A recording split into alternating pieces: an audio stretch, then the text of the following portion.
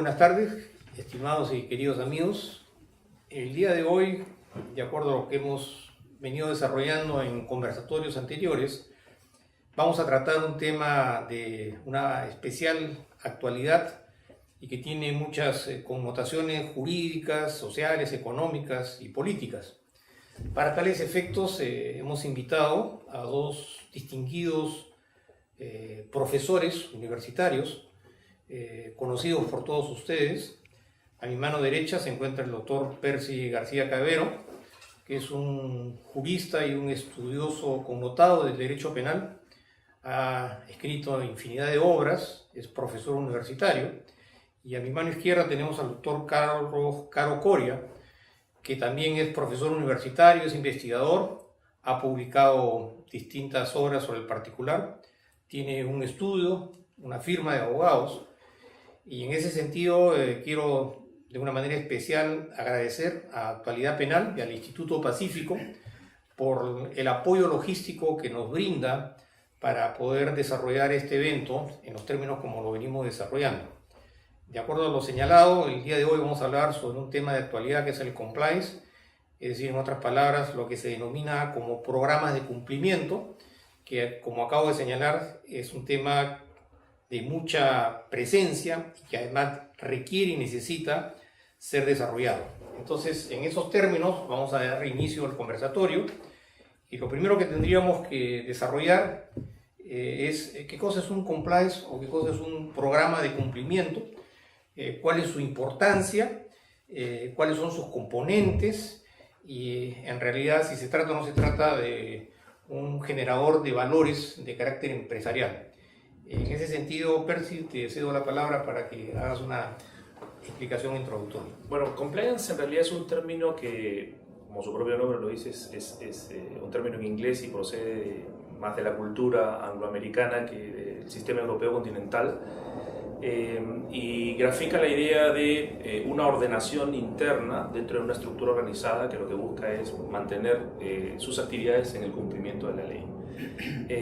A diferencia de las personas naturales en las que simplemente la buena disposición de cumplir con la ley es suficiente para que un ciudadano pues, respete las normas jurídicas, en el caso de organizaciones, sobre todo aquellas que tienen cierta complejidad organizativa, es necesario que además existan dentro de la estructura empresarial un conjunto de mecanismos que digamos, mantengan la actividad de la empresa dentro de los respetos de la ley.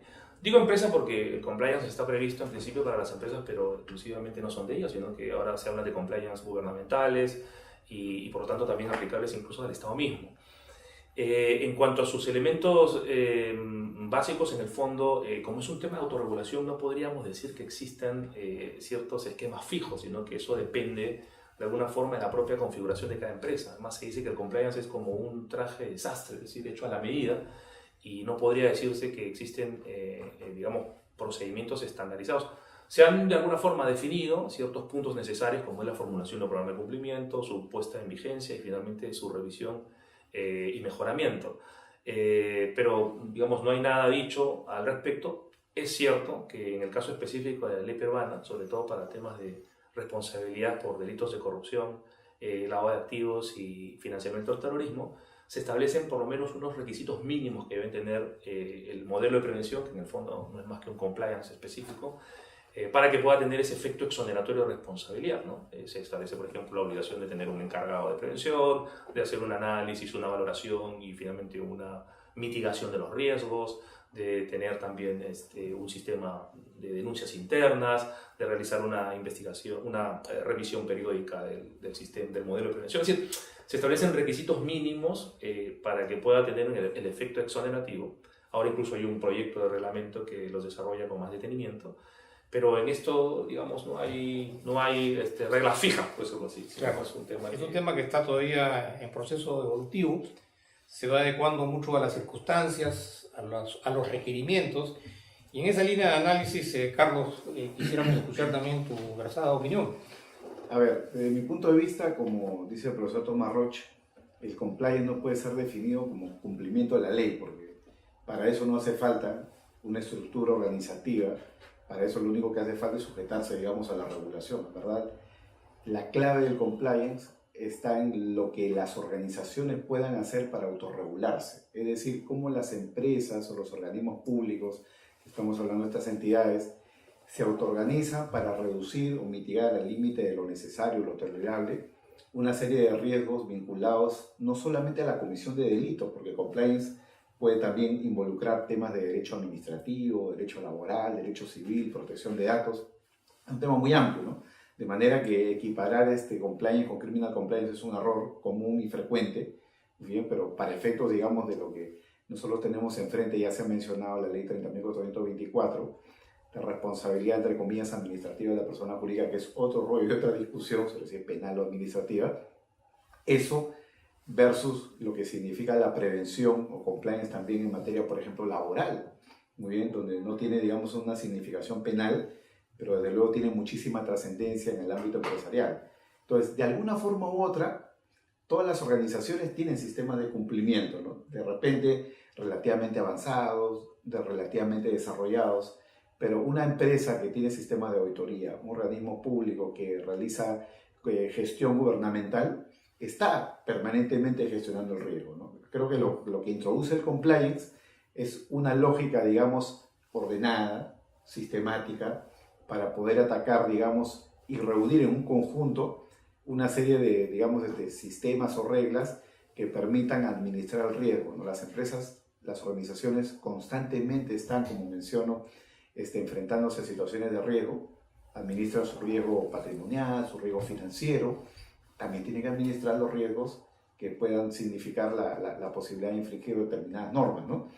Ahora, en cuanto a sus elementos, hay un tema central, ¿no? Y entrando tal vez a algún detalle, el reglamento que está proyectado por justicia, ya no sabemos si va a ser finalmente el reglamento aprobado o no con la nueva gestión, es un reglamento que prácticamente no tiene precedentes dentro del sistema comparado, ¿no? Porque en la mayoría de los países lo que hay es una norma general que habla de las reglas de cumplimiento y los efectos que eso puede tener para la responsabilidad, efectos de exclusión o efectos de atenuación, si es un sistema de cumplimiento previo o posterior, pero lo trascendente es que el reglamento trata de fijar, tal vez con un extremado detalle, cuáles son todas las reglas que debe de valorar la Superintendencia de Mercado de Valores para efecto de darle luz verde a un sistema de cumplimiento. Hay que recordar que el artículo 18 de la ley 3424 trae consigo una norma que a mi juicio tiene o genera dudas de constitucionalidad, porque dice que si la SMB aprueba,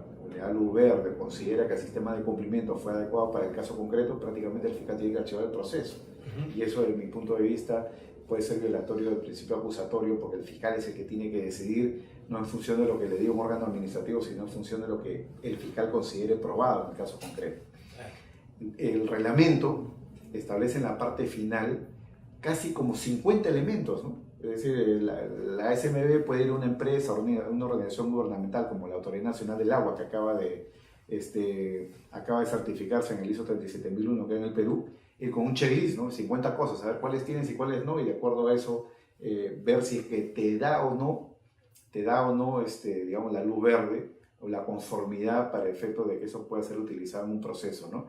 Claro. Son temas de detalle que es importante tener en cuenta para efectos de la regulación. Sí, es cierto todo lo que tú señalas, pero también, digamos, la dimensión empresarial de los últimos años ha tenido una transformación sustantiva a raíz del crecimiento económico, a raíz de la globalización, y claro, siempre ha habido una sistematización en cuanto al funcionamiento del ámbito administrativo empresarial.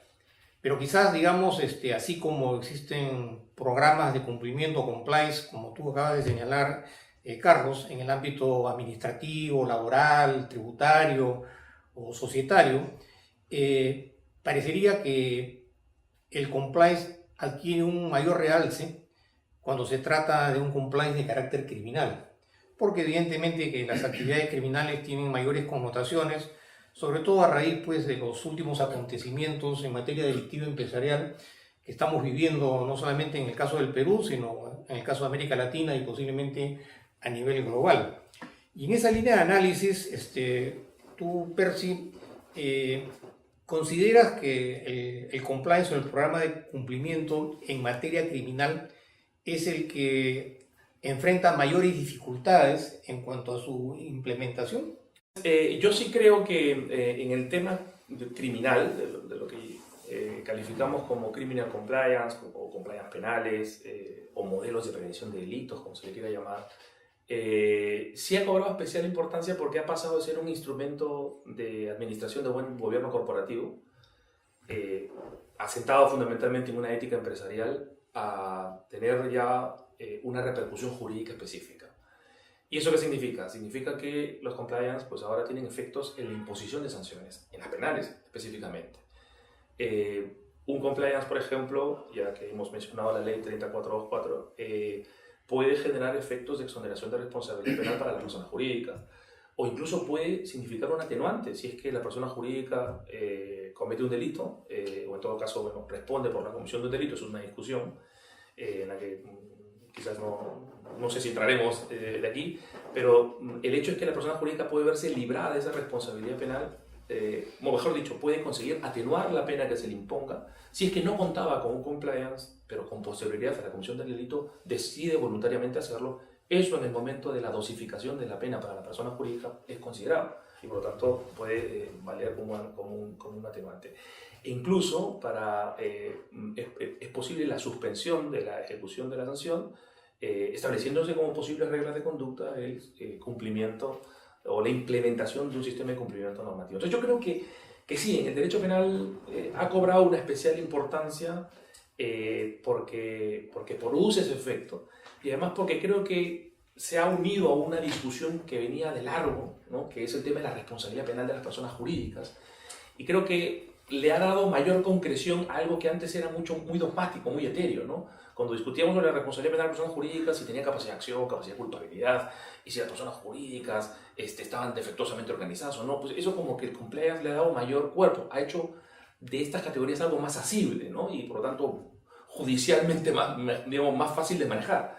Entonces, yo personalmente creo que coincido efectivamente contigo, Luis, en el sentido de que efectivamente en el derecho penal ha cobrado un especial realce. Lo que no significa, como bien lo ha dicho Carlos, que efectivamente esto es un problema mucho más global, esto es un problema que no se queda evidentemente en el derecho penal, pero sí creo que ha tenido un especial protagonismo en el derecho penal. Sí, claro, quizás no, sino como tú dices, Percy, en el ámbito penal es donde más se hace notorio el desarrollo del compliance. Pero también, como tú has señalado, Carlos, en alguna medida los programas de cumplimiento en las áreas que se desenvuelven están contribuyendo a mejorar el desempeño administrativo de las empresas dependiendo de cada uno de los rubros en los cuales se desempeñe, y eso en alguna medida creo que es un factor que está contribuyendo a consolidar el desarrollo empresarial en el mejor de los términos. Pero entrando un poco ya, digamos, a dilucidar aspectos más concretos dentro de los programas de cumplimiento, se habla mucho de el manejo al interior de los programas de cumplimiento, ¿no? Y en ese sentido, en esa línea de análisis, por ejemplo, se ha señalado en reiteradas oportunidades la importancia que podría tener los mecanismos, por decirlo menos, de delación dentro del ámbito empresarial. Es decir, en otras palabras, que las iniciativas en materia de denuncias al interior de las empresas podrían partir, en algunos casos, de los propios trabajadores, de los contratistas, de los proveedores o de aquellas empresas o personas con las cuales la empresa tiene algún tipo de relación. En esa línea de análisis, este tema es muy delicado en cuanto al funcionamiento de las empresas, porque incorporar un programa de delación en esos términos podría generar también una situación de inestabilidad interna dentro de las empresas, aunque ya hay programas que han incorporado ese tipo de incentivos para poder, digamos, contrarrestar en el ámbito específico no solamente el tema de la criminalidad, sino cualquier, digamos, irregularidad administrativa que pueda tener efectos económicos y que en alguna medida también pueda desprestigiar la imagen propia de la empresa. ¿Tú qué piensas sobre estos programas que se están estableciendo al interior de las empresas en aras, como lo acabo de manifestar, Carlos? Sí, mira, primero una cuestión previa, ¿no? Creo que Percy no había captado bien yo lo que he criticado es la equivalencia entre lo que es compliance y criminal compliance. Yo creo que es un error la equiparación. Evidentemente hay un criminal compliance, ¿no? Roche no solamente tiene un artículo, sino tiene todo un libro, ¿no?, escrito sobre criminal compliance. Y es más, existe toda una norma de cumplimiento que es la UNE 19601, dirigida precisamente para certificar a las empresas en lo que es criminal compliance. O sea, eso tiene un sector, todo un desarrollo, pero lo que sí es un error, como comúnmente suele pasar en nuestro medio, es equiparar el compliance con el criminal compliance, ¿no? Porque de hecho hay muchísimo desarrollo en lo que es compliance, sobre todo en materia laboral, ¿no? Los mapas de riesgo que se manejan ahí en materia de seguridad en el trabajo o en materia de seguridad ambiental son tan complejos desde el punto de vista de los niveles de auditoría que se tienen, que para un abogado penalista, que humildemente trabajamos con las herramientas de la ley, la jurisprudencia y la dogmática, nos resulta sumamente difícil de comprender, ¿no? Y eso evidentemente tiene una eficacia, una proyección que va mucho más allá del derecho penal. Ahora, hablando de lo que tú mencionabas, que es el tema de los whistleblowers o los canales de denuncias, este es un tema que en verdad es bastante interesante porque no forma parte de nuestra cultura. O sea, desde el punto de vista, digamos, judicial, parte de nuestra cultura más bien forma el ocultamiento, el silencio. Yo como siempre digo, ¿no?, el caso Morgan Stanley, que es uno de los casos más famosos, ni siquiera podríamos decir de la jurisprudencia, sino de la práctica norteamericana. Es un caso en el cual una empresa que descubre un hecho de corrupción termina denunciando al gerente que había, digamos, hecho un pago de 1.8 millones en China para hacer un negocio con una transnacional. ¿Y qué es lo que había pasado ahí, ¿no? La empresa tuvo que tomar la penosa decisión de hacer la denuncia. Yo siempre digo, como una cuestión casi anecdótica, le digo a la gente, oiga, si este mismo caso se lo ponemos a un abogado peruano, a un boliviano, a un americano y un alemán, las respuestas van a ser distintas. Seguramente el alemán o el americano van a estar pensando en la FCPA o van a estar pensando en los efectos que eso puede tener para su propia regulación, pero seguramente el peruano, el boliviano, el ecuatoriano van a estar pensando, no, mira, no hagamos nada mientras no nos descubran, ¿no? Porque una empresa que se denuncia a sí mismo, que denuncia a su gerente, es algo muy difícil de procesar desde el punto de vista, digamos, de lo que es la cultura de cumplimiento, ¿no? Nosotros un poco que nos gusta jugar en la línea del offside y nos gusta jugar un poco en la línea de, bueno, mientras no te descubran, no hay caso, no sucede nada, ¿no? Y es lo que seguramente motiva en muchas ocasiones a que, en verdad, las confesiones no se realicen, sino hasta que el caso ya está planteado, hasta que han allanado un domicilio o hasta que hay un pedido de detención preventiva, etcétera, etcétera. Entonces, estos canales de denuncias que provienen básicamente del mundo anglosajón, son sistemas que tienen que ser gestionados de una manera muy específica. Por ejemplo, a nivel de los ISOs internacionales, 37001, o la norma ISO también, no la norma técnica, bueno, 19600, lo que se establece es que estos canales de denuncias deben de ser gestionados garantizando la reserva de la identidad de la persona. No el anonimato, sino garantizando la reserva o la confidencialidad, digamos, del nombre de la persona. Claro, eso es algo que de repente puede funcionar muy bien por una organización muy grande, ¿no? Pero si estamos hablando de medianas empresas o pequeñas empresas, esto es algo mucho más complejo de administrar, ¿no? Porque incluso si estamos hablando de grandes empresas, hay empresas que dan el servicio de tercerización. Por ejemplo, las grandes auditoras, las llamadas Big Four, tienen tasas o tarifas, digamos, para administrar los canales de denuncias externamente, ¿no? Con unos niveles también de precisión, el tipo de registro, si es registro electrónico, si es registro manual, si puede haber contacto o no con el denunciante, y filtran la información, porque claro, en los canales de denuncia también puede llegar una queja por temas laborales, sume del sueldo, ¿no? O de pronto decir, el gerente está saliendo con la secretaria, ¿no? Entonces, todo eso tiene que ser filtrado. Pero todo eso forma parte, Luis, de lo que es la estructuración de lo que es el programa de cumplimiento. Y evidentemente, el sistema de los canales de denuncias, en términos generales, demuestra ser un sistema importante para efectos de acceder, digamos, a la información, sobre todo en delitos que se caracterizan por ser delitos ocultos, delitos complejos, y me estoy refiriendo en particular al tema de la corrupción, ¿no? Al tema de la corrupción, ¿no? O el tema de los fraudes, digamos, al interior de la empresa, ¿no? Entonces, ese tipo de cosas son difíciles de conocer si no hay cierta confidencialidad, si no hay reserva de la identidad. Y es a donde apunta, digamos, esta estructura de los canales de denuncias. Y para efectos prácticos, ¿no? La regulación peruana lo reconoce, la ley 3424 dice que el programa de prevención tiene que tener un sistema de denuncias. Y luego el reglamento trae consigo un desarrollo, el proyecto de reglamento, que para mi juicio todavía es defectuoso porque no va en la línea de las normas ISO y por otro lado no va de la mano con las normas sobre protección de datos, ¿no? Es un tema súper importante para las empresas. ¿Cuál es tu opinión, apreciado Fersi? Bueno, en realidad como lo ha dicho Carlos al final, es un requisito básico que debe tener cualquier modelo de prevención de delitos para el caso específicamente de la ley 3424, pero además en los estándares internacionales es uno de los elementos básicos que todo programa de cumplimiento debe tener. ¿Por qué? Porque muchas veces creemos que el compliance se limita únicamente a prevenir infracciones o conductas contrarias a un estándar, ¿no? Ético, empresarial. Pero no es así. O sea, el compliance es mucho más que eso. Es también mantener en la legalidad a la empresa. Es decir, que aunque un trabajador suyo, un miembro individual, haya cometido un delito, una infracción, la propia empresa está en capacidad de poder dar a conocer esa situación a las autoridades correspondientes, bueno, previa investigación interna, y luego dar la información, aportar e incluso también ciertos mecanismos de gestión de los daños, de la reparación de los daños producidos. Es decir, el compliance, que es el cumplimiento de la ley, no en un sentido positivo, sino del derecho en general, significa eso, es decir, no solamente no infringir la ley, sino que si la infrinjo, tener protocolos que me permitan manejar, gestionar esa infracción de la mejor manera para todos, para la Administración de Justicia, para la propia empresa, para los afectados. Entonces, los programas de los sistemas internos de denuncia, el whistleblowing, precisamente lo que busca es ya no la prevención, porque es difícil prevenir, bueno, al menos la infracción denunciada.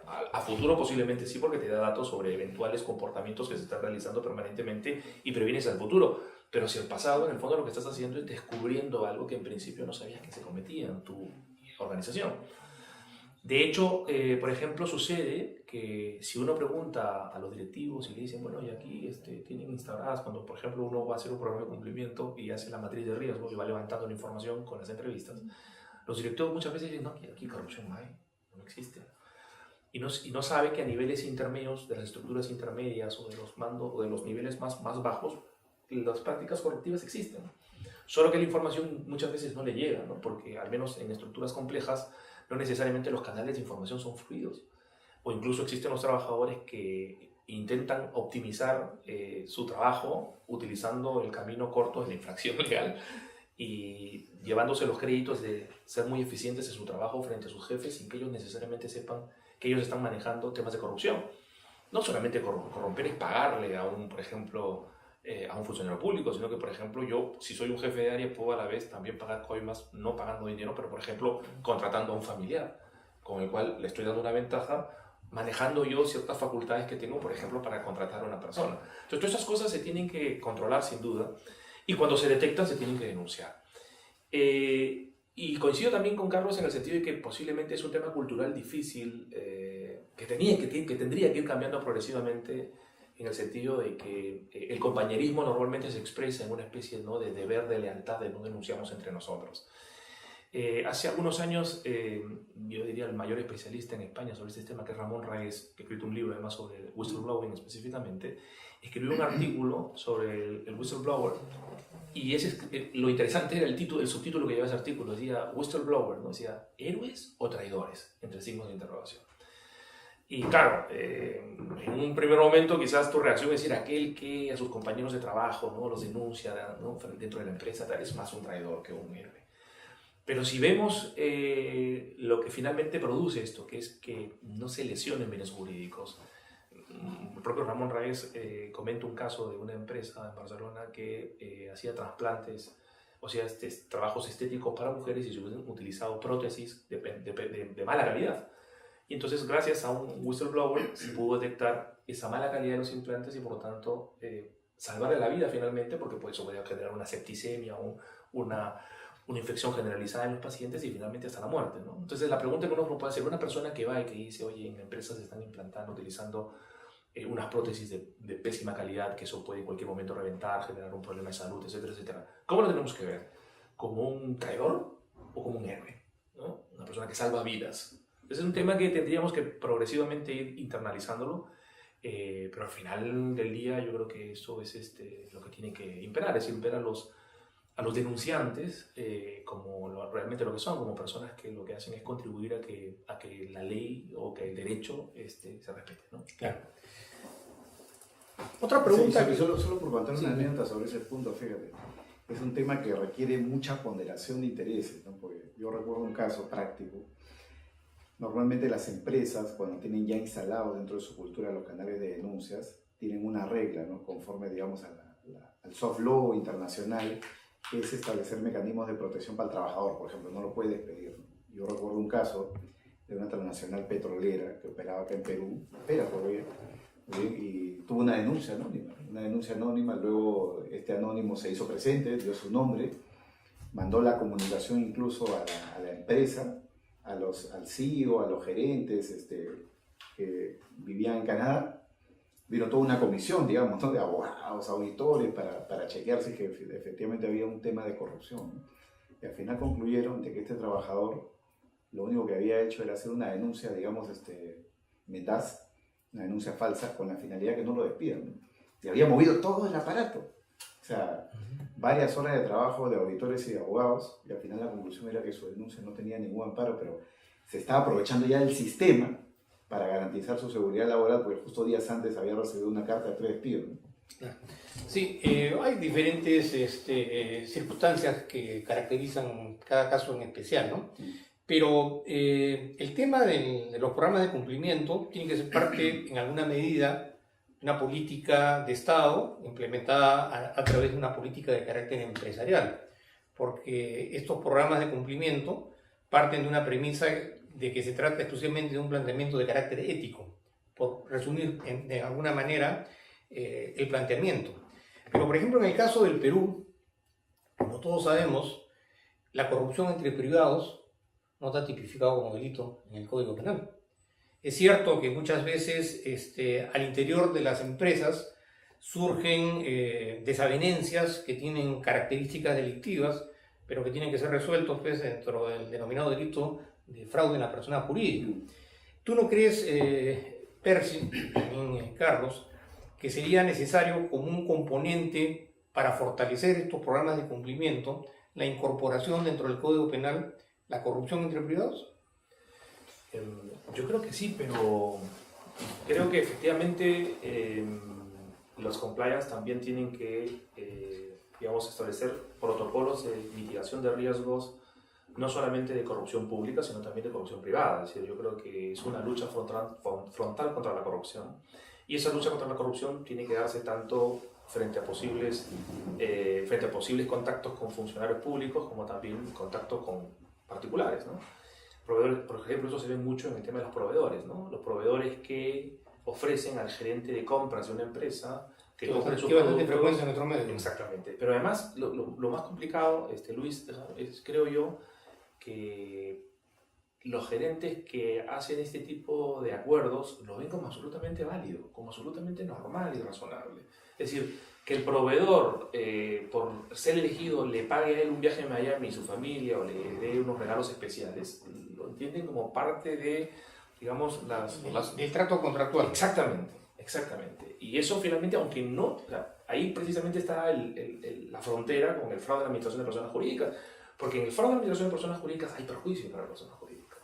Entonces, el administrador que toma una decisión, por ejemplo, de compra, y compra a un proveedor con insumos de peor calidad que otro, pero porque él está pagando, ahí hay un fraude de administración de personas jurídicas. Claro, el problema que tenemos que es nuestro artículo 198, tiene un sistema de tipificación que no es el mejor posible, porque establece sistemas, digamos, es un sistema específico con supuestos muy concretos que no permiten incluir cualquier acto de abuso de la facultad de administración o de infidelidad patrimonial. Pero en los casos en los que el acuerdo con el particular genera un perjuicio por persona jurídica, en principio el tipo penal habilitado para sancionar esto sería el fraude a la administración de personas jurídicas o administración fraudulenta, administración desleal, como se le quiera llamar. Pero la corrupción privada no tiene que producir un perjuicio a la persona jurídica. Pero es un tema ético. Totalmente. No, es un tema ético, pero además yo creo que en el caso de la corrupción privada hay otro aspecto que termina siendo afectado, que es, en mi opinión, la competencia. O sea, hay un tema de competencia desleal. ¿Por qué? Porque cuando un proveedor, por ejemplo, va y ofrece un producto con una determinada calidad y dice, y además yo te pago, y además yo te doy este regalo, y otro proveedor va y le dice, oye, aquí está mi producto que es de igual calidad a este precio, pero no te doy el regalo, en el fondo yo estoy teniendo una ventaja competitiva frente al otro al ofrecer un plus para que el gerente de compras finalmente me elija. Claro, pero ese plus va a los bolsillos del gerente. Por supuesto. Y lo que estamos hablando acá es de una representatividad corporativa en el sentido de lo que hay de por medio es una empresa. Sí. Porque de lo contrario se trataría de un contrato de carácter personal, ¿no? Entonces, el gerente que abusa de esas circunstancias lo hace porque tiene la representatividad de la empresa, Sí, claro. cosa que no lo podría hacer si no tuviera esa representatividad. Y que por eso mismo es corrupción. O sea, porque la corrupción implica... Pero el problema es que no se concibe eso como corrupción, No, es decir, o sea, yo entiendo además de no que- estar tipificado. completamente de acuerdo. O sea, es un tema que tiene una base cultural que primero, sobre la que primero hay que trabajar para con ello conseguir que la parte jurídica pueda desplegar efectos. Es decir, si entendemos que el derecho penal, por ejemplo, es ese mínimo ético del que de algunos momentos habló, entonces debe haber un cierto consenso ético en el decir, eso está mal, ¿no? Y el problema, como muy bien lo indicas, es que no se percibe como malo. Claro. Entonces necesitas ahí sin duda una base cultural sobre la cual poder trabajar para que finalmente no termine siendo un derecho penal simbólico, ¿no? Así es. No termine siendo un derecho penal en todo caso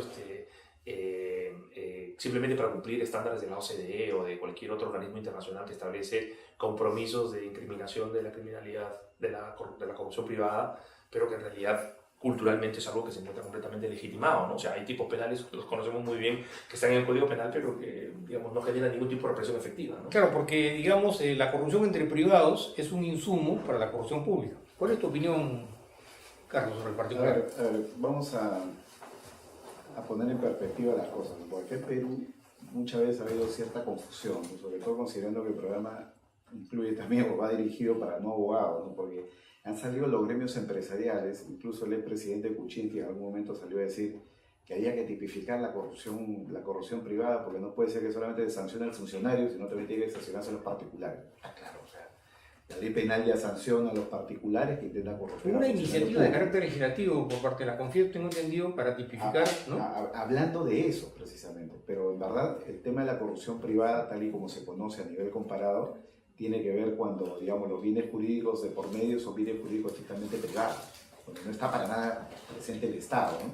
Entonces, una tipificación como el dar, ofrecer una dádiva, es una tipificación, digamos, que tendría su símil en el ámbito público, ¿no? En el ámbito privado. Por ese motivo, y coincido con Percy cuando él señala de que la corrupción privada, si que la tipificáramos como tal, no tendría que producir ningún perjuicio, como la corrupción pública, ¿no? Basta con el solo dar, basta con el solo ofrecimiento, como en el caso Mamani, que ahora se está discutiendo si el ofrecimiento, ¿no?, de estas prestaciones presupuestarias calificaría o no como un tema de corrupción, ¿no? Claro, igual acá tendríamos que estar hablando de si el solo ofrecimiento a un gerente de un tracto, digamos, ilegal, que pueda significar un beneficio personal para él, ya tipificaría como corrupción privada. Y eso en verdad depende de cómo se estructure la regulación, digamos, de cada país, ¿no? Acá en Perú, desde luego que la corrupción privada está tipificada, pero digamos, está tipificada no con ese nombre juris, pero existe, digamos, el tipo penal de fraude en la administración de personas jurídicas que cubre en esencia muchas de las figuras que podríamos nosotros tipificar o señalar como una cuestión de corrupción privada, ¿no? Pero yo quiero añadir un dato adicional, ¿no? Hay un efecto simbólico detrás de la palabra corrupción, ¿no? Porque la palabra corrupción trae consigo una connotación social, una desvaloración que la pone casi al mismo nivel, ¿no?, del ámbito de lo público, ¿no? Es decir, es un mensaje, tiene un mensaje simbólico detrás, donde lo que se quiere comunicar o lo que se quiere expresar a la sociedad es que la corrupción no se agota en lo público, ¿no?, sino que la corrupción se agota o se extiende, mejor dicho, al ámbito de lo privado, de manera que puede existir cierta equiparación desde el punto de vista del desvalor, del valor de la acción, del valor del resultado, en cuanto a lo que es la afectación de los intereses o los bienes jurídicos que pueden estar por medio. Claro. Ahora, hablando de compliance y programas de cumplimiento, ¿qué opinarían ustedes sobre la posibilidad de que programas de esta naturaleza, con algunas variantes por supuesto, también sean parte de los organismos de carácter público? Bueno, eso es una tendencia que ya está, digamos, implementada.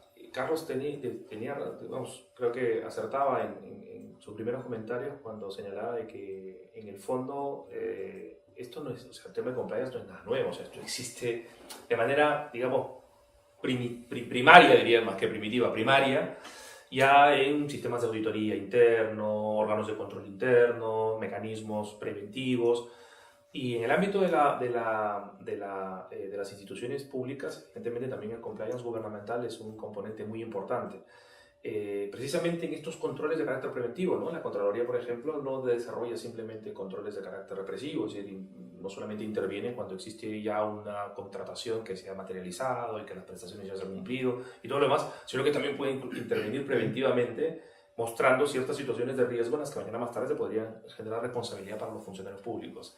Eso, por ejemplo, se ha visto con mucha claridad en el tema de la reconstrucción en Piura, donde la Contraloría, en los trabajos que se hicieron de descolmatación del río, intervino diciendo, y aquí hay 4 irregularidades, este postor, por ejemplo, tiene tales problemas, no cumple con tales requisitos de las bases, etcétera, etcétera. Bueno, y eso preventivamente llevó incluso a la declaración de nulidad en una de las adjudicaciones y nuevamente realizar la convocatoria para tratar de cubrir esa necesidad. O sea, yo creo que los compliance gubernamentales son fundamentales. Existen ya una normativa administrativa que las regula, o sea que quizás con otros nombres, no con la idea, no con los términos compliance, como tampoco la ley 3424 utiliza el término compliance, utiliza el término modelo de prevención. O sea, existen.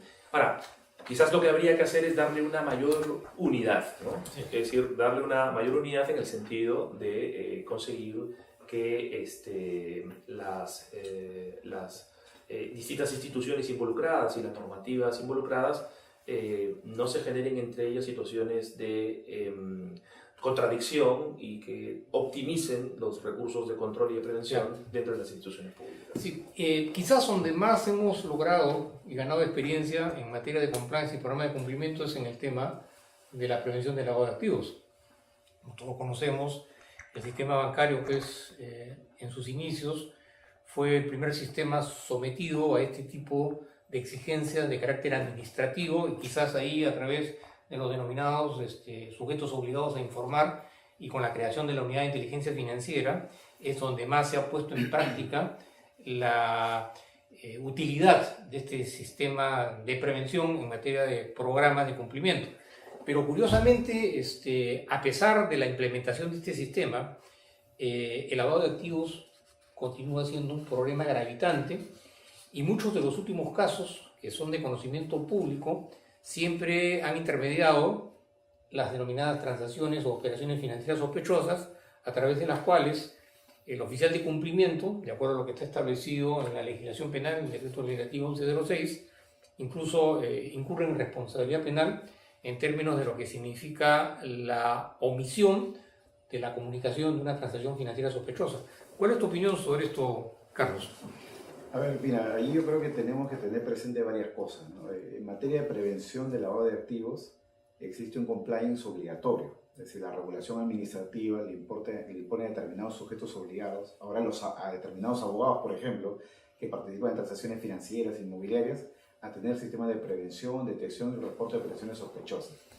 El marco, digamos, de la ley 3424 es un marco que está ligado no solo al compliance obligatorio, que es aplicable al tema de la prevención del lavado de activos, sino también al compliance voluntario, porque hay muchos sujetos no obligados que pueden participar implementando programas de cumplimiento de prevención del lavado de activos o implementando todos, porque acá no hay compliance anticorrupción obligatorio, voluntariamente estos sistemas de prevención de la corrupción, ¿no?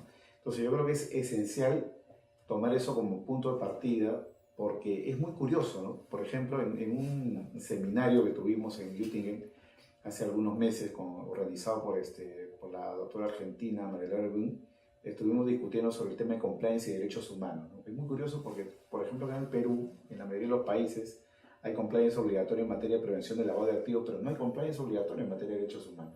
Y hay muchísimos casos registrados a nivel regional, sobre todo en Latinoamérica, en el ámbito de las industrias extractivas, petróleo, minería, donde las empresas realizan actos que pueden ser lesivos de los derechos humanos fundamentales, el medio ambiente, la vida, la salud, y eso da lugar a que prácticamente hay una nula participación o fiscalización por parte del Estado. Entonces, por ejemplo, surgen ahí propuestas como poder incorporar dentro de los contratos que otorgan, digamos, derechos de explotación o las autorizaciones, que las empresas formulen compliance en materia de derechos humanos de manera obligatoria. Pero vea, volviendo a nuestro tema, yo lo que creo que es fundamental que se tenga presente es que estos sistemas de prevención parten siempre de una lógica de autoorganización, porque como ha dicho bien Percy, a nivel de la Contraloría existe una serie de reglas de lo que podríamos denominar aquí compliance positivizado, compliance normativo,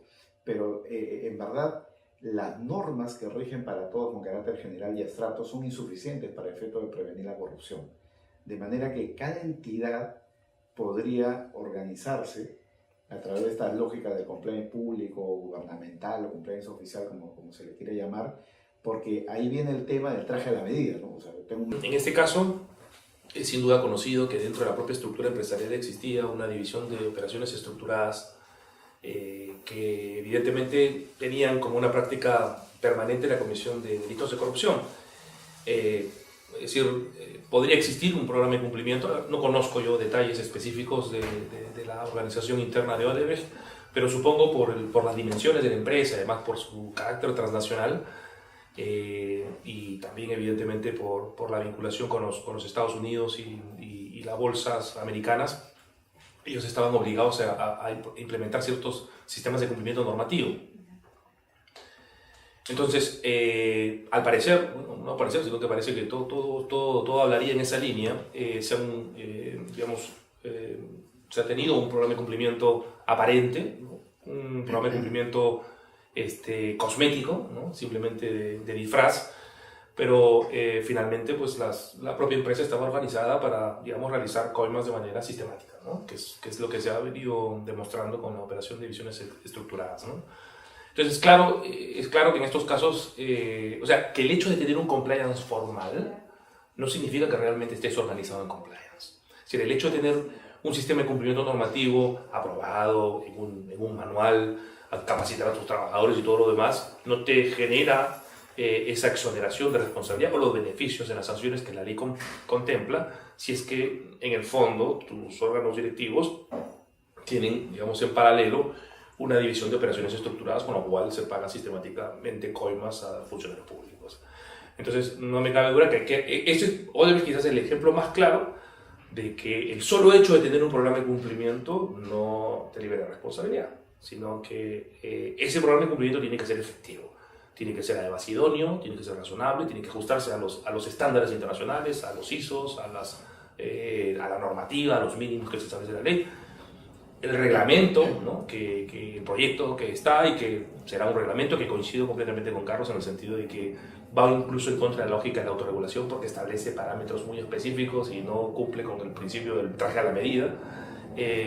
Y yo creo que esa es la idea que finalmente nos deja el caso Odebrecht, es decir, programas de cumplimiento que son programas de cumplimiento. Bien, perfecto.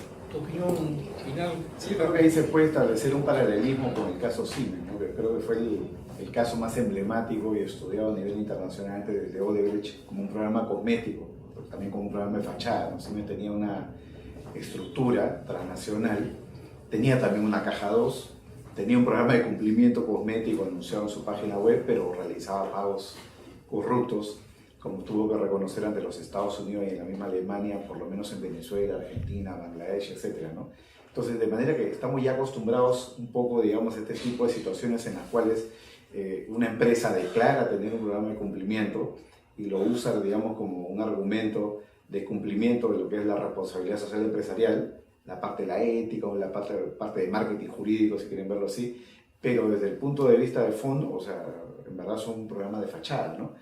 Y yo creo que eso abre, digamos, una discusión muy interesante porque aquí en Perú se está cometiendo el error de vender mucho el tema del compliance prácticamente como un seguro de vida, ¿no? Entonces, los certificadores, los auditores, los que están metidos en el negocio de compliance, que en esencia no son abogados, te venden un poco la idea de, oye, tienes que tener tu programa de cumplimiento porque si no te pueden sancionar. Yo he visto presentaciones donde la primera lámina es prácticamente una amenaza, ¿no? Tú sabes que tu empresa puede ser cerrada, tú sabes que tu empresa puede ser clausurada.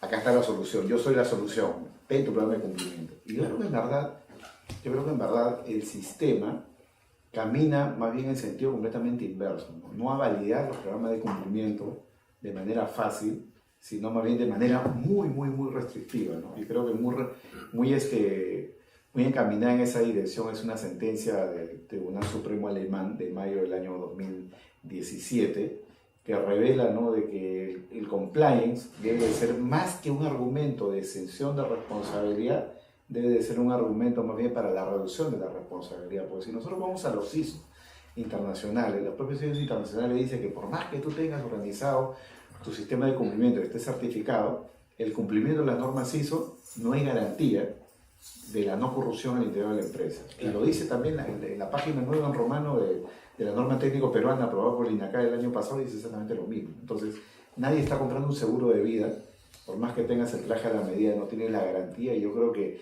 lo que hay que esperar es a los primeros fallos, a las primeras sentencias que se vayan a producir acá en el Perú, para tener un indicativo, ¿no?, sobre cuándo un programa de cumplimiento puede ser efectivo. Y en esa línea, creo que vale la pena mirar lo que está pasando en el sistema comparado, y lo que tenemos más a la mano es lo que pasa en Chile y lo que pasa en España, ¿no?, donde ya hay fallos que están fijando cuáles son los criterios básicos para el programa de cumplimiento.